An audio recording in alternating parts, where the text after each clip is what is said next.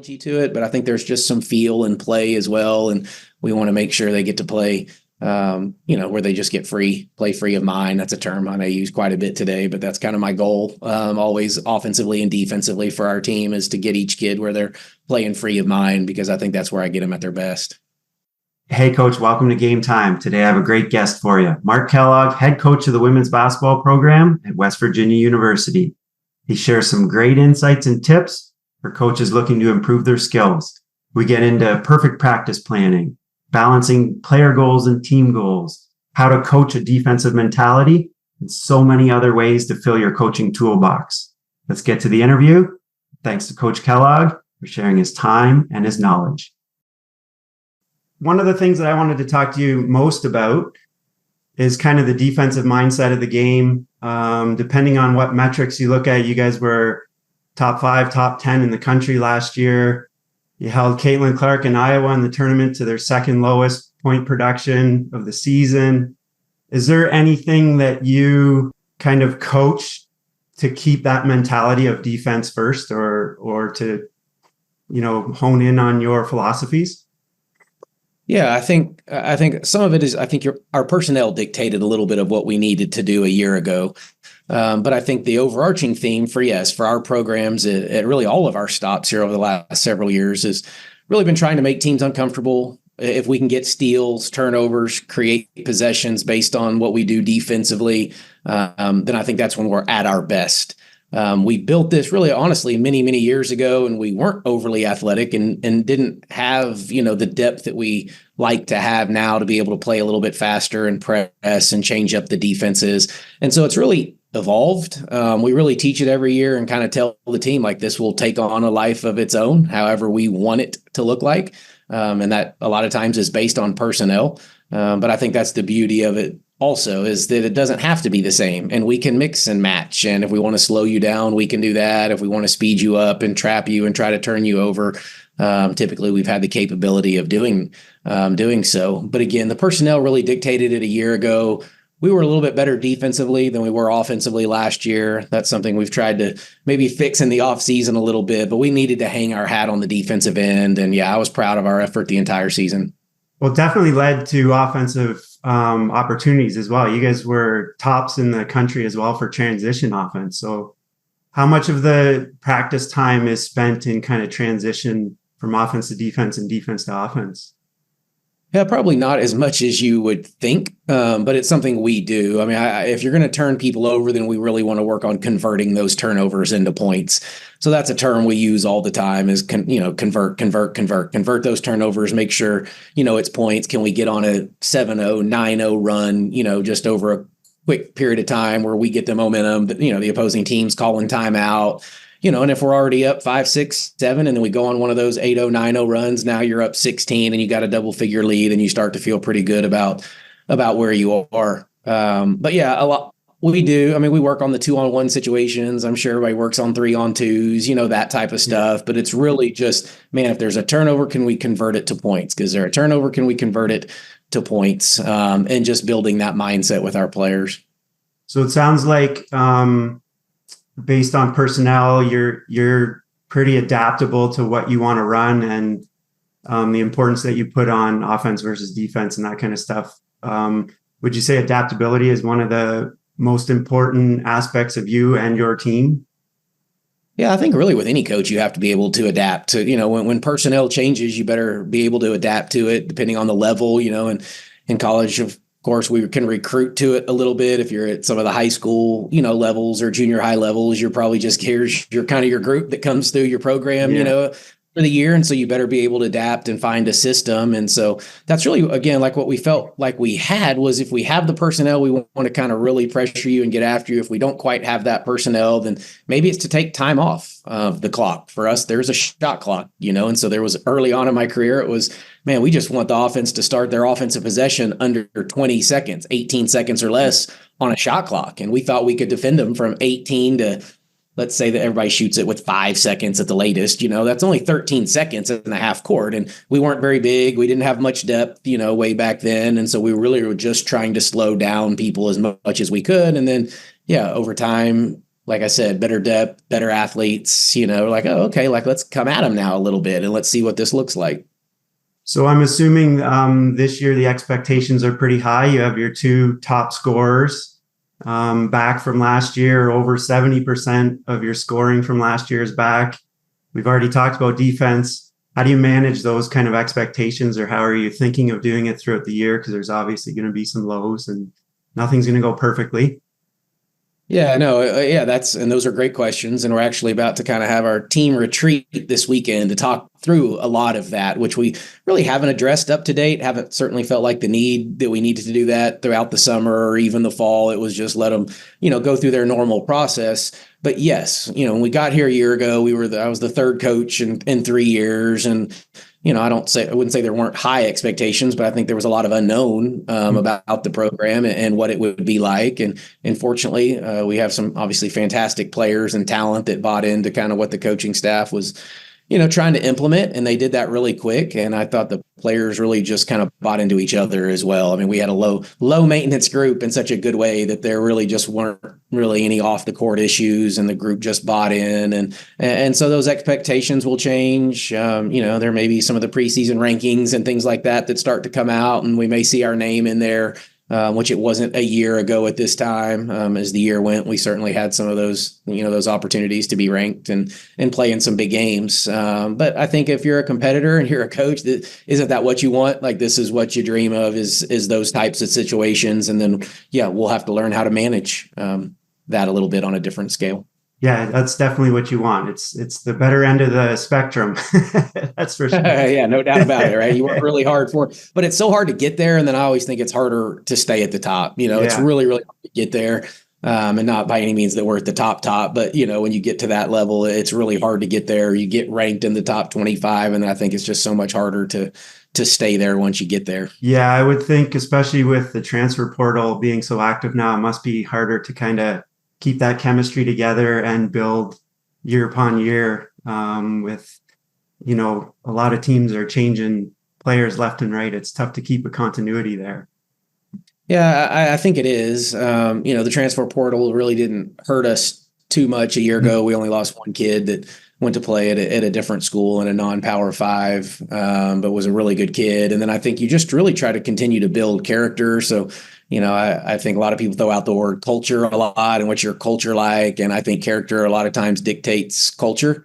And so we want to be really, really careful that we surround our current teammates with other kids of character and high character and have all the qualities that we would expect in one of our women's basketball players here at West Virginia. So, I think you do that regardless of how long they're here. I think you put yourself in a pretty good situation.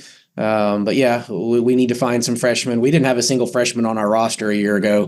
That was the first time in my 19 years as a head coach that we didn't have a freshman. So that was a little bit different. And we do have some this year. And so we're kind of back to a little bit of the mix of, old and young and a little bit in between. And I think in the perfect world, if we could keep it there and keep continuity in our program, that would be the best. So with the new players coming in, the freshmen, how do you teach their defensive philosophies, that kind of stuff? Do you kind of rely on the older players to pass on the knowledge, or is there some extra time for the freshmen to watch film? How do you handle that kind of the new learning kind of stuff? Yeah, probably all of that. We got a little bit of the benefit this year because we took a foreign trip into July, early August. So we got the 10 practices this summer. So we really got to kind of throw everybody into the fire really quickly. Mm-hmm. We went at a really fast pace when we needed to teach some of the things that we wanted to have in and implemented by the time we went over there, which wasn't a lot, but we needed to be able to function and play and have offense and have out of bounds plays, which normally in the summer we wouldn't put in out of bounds plays. And so we were a little advanced, but that's also helped us through the fall now. Like we have, we're a lot further along right now than we would typically be in the fall, which has been, great for us. And so, but I do think you have to be careful and really you kind of asked the question, I think, but you can't have your seniors end up in this place and the freshmen stay way down here in this huge gap. We've got to close that gap, as quickly as possible. And so, as a coach, it's like, how quickly can we go without losing the freshmen? But I want to keep the older kids engaged and, feel like they're learning something. And so it's a little bit of both. We try to throw some new stuff at the older guys just to keep them engaged. When we do kind of go over some stuff that there will be expectations that they know, we tell them, hey, go get your reps and then get out and then make sure we hear you on the sideline helping the younger kids. Yeah. Are you big on terminology? Like, is it for the new players, is it kind of a learning curve on, what you're saying with Zoom or what, whatever the terminologies are? Are you big on that, or do you kind of keep it a little lower level, maybe? I don't know. Yeah, probably a little bit of both. I think anytime you come into a new program, the terminology is going to change. And so we do want to make sure that our terminology, that we're teaching them our terminology, maybe explaining to them that may have been called this with your previous group, or what did you call this? Oh, okay, great. So you already know the concept. Now we just need to get you the term, right? Or, hey, we're in these ball screen coverages. Hey, here's what we call them. I know you're used to maybe high school or, your previous school. Hey, let's quickly get you over, into thinking like we do. And so, I think there's some terminology to it, but I think there's just some feel and play as well. And we want to make sure they get to play, where they just get play free of mind. That's a term I use quite a bit today, but that's kind of my goal, always offensively and defensively for our team, is to get each kid where they're playing free of mind, because I think that's where I get them at their best. Yeah, that's extremely important. I always felt like that was kind of the secret power to Golden State in their most successful years, is no one was looking over their shoulder for, was that okay? Is someone coming to sub me off? I know NBA is a different story where they kind of hold the power, but the players, but still they just played free and loose, and it worked for them. That's pretty fun. Yeah. When it all comes together and you can play that way, it's pretty fun to watch that, and I think those, the players can do some pretty amazing things when you allow them that. Yeah. So you've mentioned a couple of times on offensive and defensive and transition. We talked about, what kind of a perfect balance do you have practice wise in terms of offensive sets, defense, transition game, and then skill development kind of stuff? Good question. Really good question. We actually break our practices into quarters. So we have 4 quarters of every practice. So the first quarter is the skill development. Maybe if we're putting in a new play and we wanted to go through it 5-on-0, would be the first quarter. So shooting, skill work, anything 5-on-0 is the first quarter. Second quarter is typically the defensive unit, more in the half court. So anything we're trying to work on, whether that may be a rotation or it's a ball screen coverage or it's closeouts and slides or how to defend a cross screen with a down screen, whatever that would look like, goes into that second quarter. So that's really a defensive emphasis, mostly in the half court. Third quarter gets into transition and some half court man offense. So we kind of start to pick up the pace big time in the full court. In the third quarter. And then the fourth quarter is typically some sort of up and down possessions, if you wanted to scrimmage or control, whatever term, you want to use, but it may be a little bit more, letting them play. I think in women's basketball, they don't play as much as I would like them to do, especially like just on their own. And, if it's organized, they will, but just on their own. So I do like them to play quite a bit, at least a little bit in most practice on the back end. So that's kind of how we build it. 4 quarters. First one, much more half court teaching, skill work. Second quarter, half court defense. Third quarter, transition offense, getting up and down, half court offense. And then the fourth quarter, really kind of getting up and down more. So I believe you're on the recruiting trail last week. Is that correct? Yeah, we've been a little all over, but recruiting trail. We've had workouts here too. So you kind of work them around, your schedule. But when you're out recruiting, is there anything that kind of, tips that you could give to either coaches, what you see when you're there? Maybe one thing that you would say, maybe focus on this one thing to help yourself get better, be a better teacher, coach, whatever the aspect they're looking to improve on. Well, I don't know. I think when we get to this point in recruiting, it's, there's a few factors, and it just depends on their age and what you're looking for, because I think there's the evaluation phase of recruiting where you're still maybe evaluating a player and, what's their skill set exactly? How does it fit with what we do? And so you may be looking at that. The other piece is, okay, no, I really like the skill set, but now what the character again? What are they like? What type of teammate? Oh, their team's about to run some down and backs. Are they dead last on the down and backs? Are they at the front? What's their communication like with their teammates, with the coaching staff? I do think the body language, those types of things I don't know if people realize the importance of that and how important it is because of the character that we want in our locker room. And so that's really, probably it. How quickly do they pick up on things? What's the basketball IQ? I think you get some of that, but hopefully if we've already evaluated them, we've already made a decision in that area. And this is more of just either getting to know them more, or just kind of checking off those final boxes. Have you ever had a system, either offensively or defensively, where you're trying to implement and, you've been working on it for a month in practice and it just doesn't seem to be working and you kind of scrap it? And if so, what kind of a thought process went through on that? Or maybe one that you've had to tweak quite a bit, something along those lines? Yeah, I think probably the tweaks more than just completely scratch, because hopefully we've had some, basic idea of what we thought would work. Yeah. But I do think like there's players that get injured, and you may be running something and, a player or two, that you have, and this would be really good for us because you have those types of players, and then you take those out and it's like, oh man, we may need to tweak this a little bit. I'm not sure that we have the exact thing in place here, but I do think in the big picture still, coaches like have your philosophy and then stick to it. And I think sometimes we change too often. Like on defense, one of my favorite ones is, because we play quite a bit of zone, is somebody that isn't a zone coach may try to go zone and they give up a three, and the first thing they do is get out of it. Yeah. But no coach that gives up a three in man gets out of the man defense. Yeah. Right? Like nobody, oh my gosh, we got to get out of man. They just hit a three. But there's a lot of coaches that give up a three in zone, and then now they think they have to get out of it. And so it's really just like, what is it that we are going to be? And then let's just really go in on it. So back to your initial question is, yeah, there's some things offensively probably that have happened that maybe we didn't run as well. So we want to go back. And I would always go back to the drawing board and then really just maybe tweak a few things within it before I completely scratched it, especially if we got into the season. So I don't know if I've ever completely scratched things. We may come up with something that's a little bit better or a counter to, what we were already teaching that might just help our personnel score a little bit better, but really go back to kind of the little things and the nuances and back to the 5-on-0s or 2-on-0s to really teach the concept that we just weren't quite understanding at the level that we thought we could.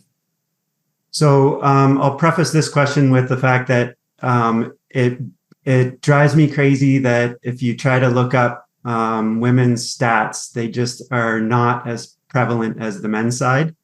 So when I'm trying to do some research looking for stuff that you guys have, it drives me crazy. It's the same scorekeepers. Why can't there be more focus on the details and the things like that? Like even a couple of the apps in the WNBA don't give the standings as deeply as the NBA would. Right. But anyways, do you separately, part of your staff, do you guys track anything defensively in terms of like maybe deflections or charges taken, contested shots, that kind of stuff? Yeah, you hit a couple of them that are really important to us. So tips and deflections is something we do chart for sure.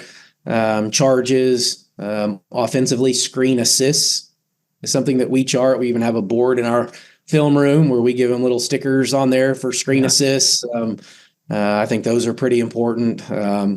I've kind of debated on like the hockey assist too, that may be the one that didn't get the assist, but led to, the decision or something. We haven't done that yet, but we do talk about that one quite a bit. Now we have about every analytic that you could possibly think of too. So, that other people keep for us and send to us, and then you got to decipher it. That's kind of sometimes the tricky part about analytics is you get a lot of numbers, but if you can't decipher it, then it may not help you. But we keep like kills. So for us, that's a stop score. Some people, it's like maybe 3 defensive stops in a row or something, but a kill for us is a score and then a stop and then a score behind it. So we keep those every game.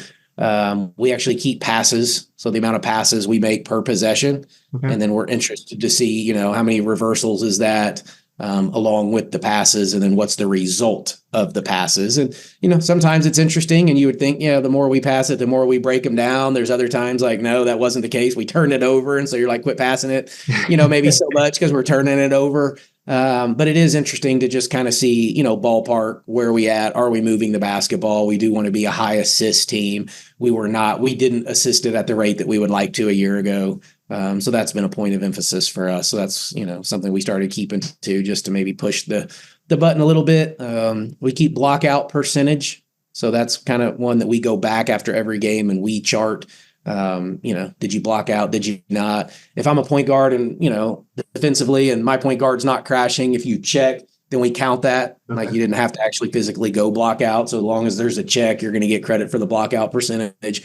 But we weren't a very good rebounding team. So that was one of the things we didn't do very well. So we need to kind of put an emphasis on rebounding. So I think it's really just, we try to keep things that help us, establish the identity that we need to. So we weren't a great rebounding team. Let's keep that, right? We want steals and deflections. Let's make sure we keep that, right? We need a score and a stop and a score. That's how you make runs in our game. Who makes the most runs, sustain them the longest, typically wins the game. And so we have a number, I think it's 10 of those. We need at least 10 a game, score, stop, score, to be effective. In terms of communication with your team, how often do you talk about the identity that you want your team to have? Oh, probably daily, throughout the practice, probably is just the reminder of what we are, what we're supposed to be about. And, some of it may be just, because I don't know that we have just these crazy great drills, but it may just be how we end a drill, like, oh, we're doing a breakdown and we're going to close out and then we're going to get to the help and then you're going to close out one more time. Well, maybe on the last closeout, we're going to read the passer's shoulders and they're going to actually run through the pass and go to the other end and lay it up. Mm-hmm. But so now we just, hey, guys, there's an opportunity to make the play. You can get that steal, get the steal, and then in your mind, make sure it thinks finish, at the other end. So simple things that we just are simpler drills, I guess, that we can just put our emphasis on it is really important. So you have a couple of, like I said, your top two scorers are back, JJ Quinterly and Jordan Harrison. I'm sure that they have, like any player would have kind of high expectations for themselves and maybe individual goals. How do you manage that against the team goals or with the team goals? Yeah, well, I think it really, for us, it just depends on the time of year. So when we got done with the season and we did their spring meetings, it was a little more individual based, some team based, but then throughout the summer, it's more individual skill development, player development. Here's the things we want you to work on to become the best player that you can possibly be. And so then we've got several months to do that. And then a little bit even in the preseason or the fall now. We just met literally a week ago and we kind of redefined some individual goals for every player on the team. And so we go through that. And then for the most part, that's the last time we actually talk about like the individual goal. Mm-hmm. Now it becomes much more team oriented. So at this retreat I was talking about, we will go through the team goals and it won't be individual. It'll be, hey, here's the things that we think we can accomplish as a group. We've talked through every one of you guys individually and what we think you need to do to help us achieve those goals. And so now that's kind of the way it will move forward, be much more team oriented, but we'll still pull out kids and they may not be meeting it, or we'll give them the analytics or the stats when we get 5-10 games in and they're not shooting at the rate that they're, that they wanted to. And so we'll remind them, hey, you said you're going to be a 38% 3-point shooter. We're in the low 30s. Like, what are we taking bad shots? Is it a fundamental? Is it your footwork? We can pull the clips and film and show them all of that. So we do know where we want them to get individually and we need to help them get there. But at the same time, it's not equal opportunity. And so some are going to get more opportunity than others, and we have to be okay with that. Okay. I'll get you out on, I call this part the fast break portion. So we're just going to give you 4 or 5 quick questions. You don't have to elaborate, just 1 or 2 quick, either sentence or words, whatever you think works. Okay. So you got Team A, number 1 offensive team in the country, struggles to stop the ball, struggles to stop anyone. Team B, complete opposite. Best defensive team, struggles to score. Who would you rather coach? Neither. I want to be somewhere in the middle, but if I had to choose, I probably would take the offensive group just because that's a little more pleasing to watch and play and recruit to than just trying to grind out games in the 50s. But I think in the ideal world, I want to be right in the middle. Yeah. Probably better for job security as well. Yeah, for sure. Have the fans watch the offensive team. Yeah, right. Yeah, no doubt. What's the one thing in coaching that you're working on getting better at? Maybe just still communicating and learning to communicate. And, as times change, kids change, their emphasis changes, communicating with your coaching staff. at the different levels that I've been fortunate to coach at, my staffs just kind of keep getting bigger and bigger. So now you're trying to communicate with more people. And I'm thankful I've got a really good director of operations that keeps us organized, but it's just making sure probably we communicate as much as possible. And, with this generation in particular, I think they always need the why. You're doing things, why, and not that that's a bad thing, but just making sure I'm giving that to them. Yeah. What's the most effective way that you find developing a young player's basketball IQ? Oh, good question. Maybe just repetition, probably amongst everything else. Once we get them now, I think they need to watch the game. I think, again, just playing the game. We don't just play. A couple of years ago, my kids just wanted to go to the gym, and they're now in high school. But it was like we were going to invite just 10. It may have been over like a Christmas break. Just, hey, why don't y'all invite 10 of your friends, to come play? And like they didn't even know how to get going. Like, how do we start? How do you pick teams? Do you shoot for team? And it just was like, man, we just don't go play, and my generation, we just would go play anywhere, and we would just play pickup, and you didn't want to lose, because if you lose, you had to sit out if you didn't make your free throw or get picked for that next team. And so you develop some of that competitiveness. And so I think there's some repetition to it, but I think there's just this freedom of playing too, where that's where a lot of us learned our IQ and feel for the game. Two more for you. Is there a characteristic that you feel makes a great coach? If you had to pick one. Yeah, I mean, for me, it's being consistent. I think you just have to be who you are. I like to think I'm a fairly consistent guy, not too high, not too low. I want to make sure I'm there as the same guy for my players every day, where they're not looking at you like, oh, what kind of mood is Coach Kellogg in? Because that might dictate the way the practice is going to go. Those types of things. Don't get too high for the wins, not too low for the losses.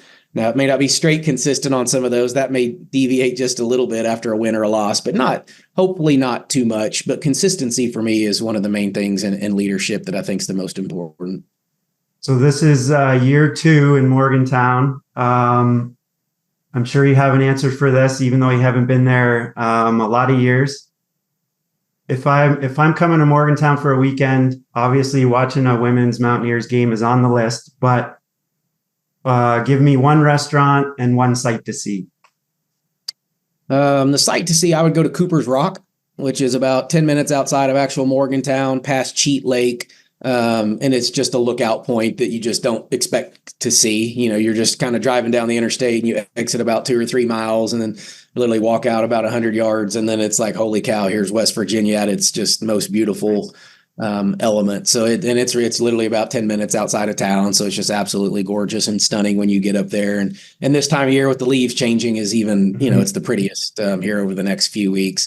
And then restaurant, actually this Morgantown surprised me with the amount of food and the really good different types of food that Morgantown has. I feel like there is kind of like this Italian pizza probably dominant. So Oliverio's is really, really good. Stefano's, Bartini Prime. You asked for one, I gave you 3, but that's kind of how.